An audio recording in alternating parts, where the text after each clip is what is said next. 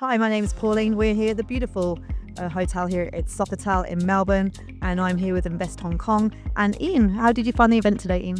I found it most interesting and very rewarding, and thank you that I got an invitation, because that is what we need now. We need to be talking about how we bring forward some of the technologies and things that are emerging that are going to be of great value to society. How do we communicate that and get society, and particularly business, ready for the change? I was really interested in the two styles, the situation of Hong Kong, able to deal with the Western way of business and the other.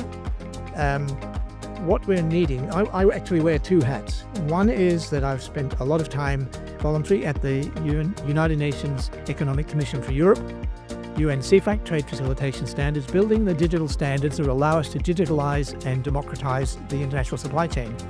And the lady who spoke before was speaking about a number of things, but at the end of the day, we need to bring the small trader in, and we need to establish trust and transparency throughout. And we can do that now with Web3 technologies, with the standards. And in Australia, it was mentioned at the podium today, Australia has been punching above its weight in this space for a long time, but we just don't seem to be knowing about it.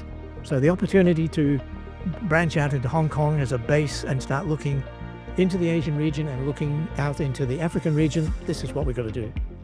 100%. Even when they talk today on the podium, to your point, 5 hours of flight, you're reaching half the world's population, and we don't get that here in Australia. We don't seem to understand that. And really, I've run a couple of very interesting pilots. We ran wine from Australia to Europe 10 years ago, no paper. And that was noted by the UN Economic, and I ended up with the Asia Development Bank with Microsoft coming to me, and we mounted and ran a project to move organic coffee from 1,500 indigenous coffee growers in Laos under the Greater Mekong Sub-region poverty reduction. Coffee accredited by the French. We moved that to Europe without paper, and that was able to demonstrate not only the cost savings and the efficiencies, but we could look after the probity of the product during its journey. And this is what we need to start to do. We need to be able to do that. When we start doing that, then we've got a lot of small businesses, some of which are actually run by women, which have a different style about how you run a business. We all know that. Educate, reinvest, don't go and buy another motorbike. We've got to get that happening, and I think we can. Oh, wow. Thank you so much for your insights, and what amazing achievements that you've bringing to Australia and taking it outside of Australia. Well, I'll let you into a secret. I only have applied for my first ever job in the IT industry. The rest has happened.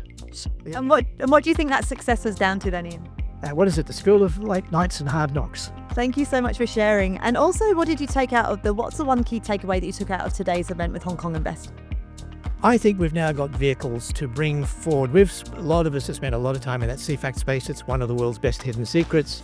I think we're now seeing forums and mechanisms to take this stuff. I've already been invited twice today to now stand and present in other forums on just what we're talking about here.